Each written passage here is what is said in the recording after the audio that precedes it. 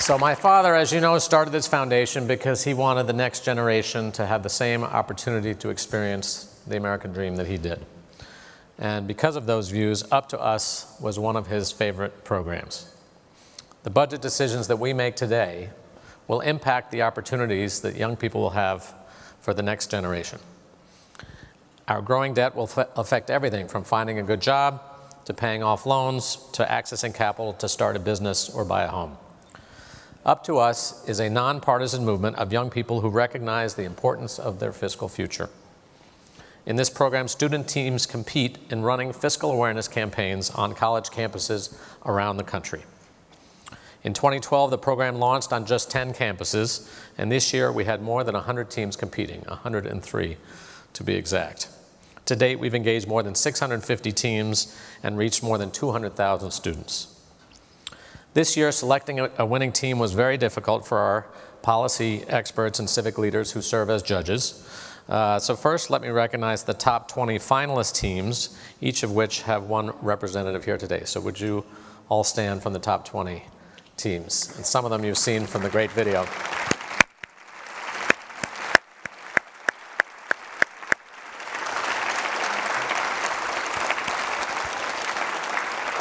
You really did a great job.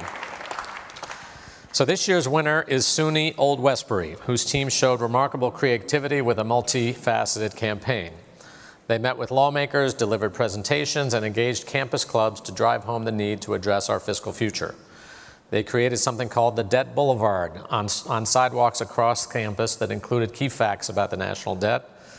They even tailored their events to multiple learning styles with a fiscal policy trivia game, an interactive lecture series, and a debate between local candidates and leaders.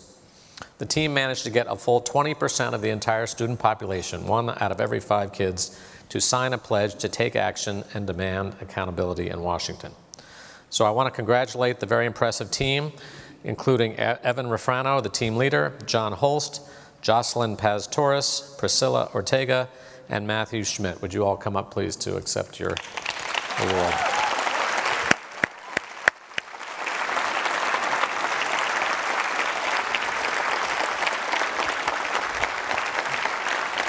Congratulations. Thank you. Congratulations. Thank you. All right, we're going to do a little picture first, I think. Thanks. Right in here, team.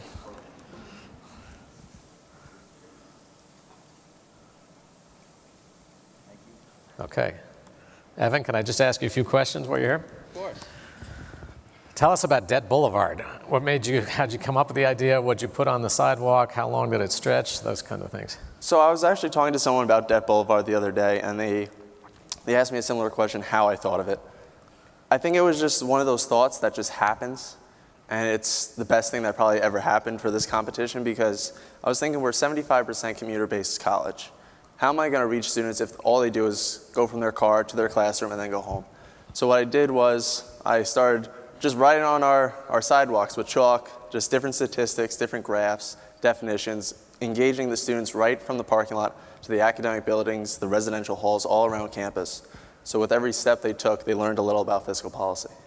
That's great. And I talked a little bit about the different learning styles. So you were a tutor or something and learned about how to teach kids, and that helped you inform some of these ideas? Yeah, I'm a tutor in our tutoring center, and I've noticed that not all people learn statistics or learn facts the same way, so I kind of took our lecture series and put it into different learning styles, whether it was a visual learner, an audio learner, or tactical. We actually had a trivia game where over 100 students competed against each other with trivia questions. So if you didn't learn from our slideshow or you didn't learn from our professors, you learned from engaging in that quick game, that quick trivia game, so it was a really cool experience. Mm-hmm. And so what do you take away from this in terms of how to communicate with your peers and engage people in this type of campaign? Well, there's 2 main things that I think I can take from this campaign just to any career opportunity I have in the future. And it's knowing how to simplify your message. That was one of the biggest things because, as Kimberly Adams said earlier today, fiscal policy is kind of dry.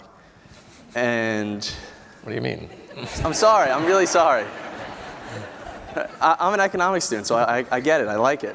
But we have bio students that aren't so inclined to learn about fiscal policy. So if you find what they're interested in you're able to connect with them a little better and simplify the message into something that they're able to understand, and talk about how the budget affects their discipline. And if you can kind of track it back to what they're interested in, they're going to learn and they're going to care about your campaign. That's great. Well, I hear you were just elected student body president. I'm not surprised to hear that. Can I assume that paying down the national debt was one of your campaign promises? Or? Well, funny story about that. So being that I'm doing a lot of classroom presentations, I did, I think, maybe 30. Towards the election, they were like, oh, there's the passionate fiscal policy kid. Maybe we should vote for him. So I think it had a little effect in our You're welcome. election. Thank you. Welcome. Thank you. All right. Well, thanks and congratulations to all the teams participating. And this is what gives us hope that we will address this in the future. The young people are all over this. So thanks very much. Enjoy the rest of your lunch, and we'll see you in about 30 minutes for Nancy Pelosi. Thank you.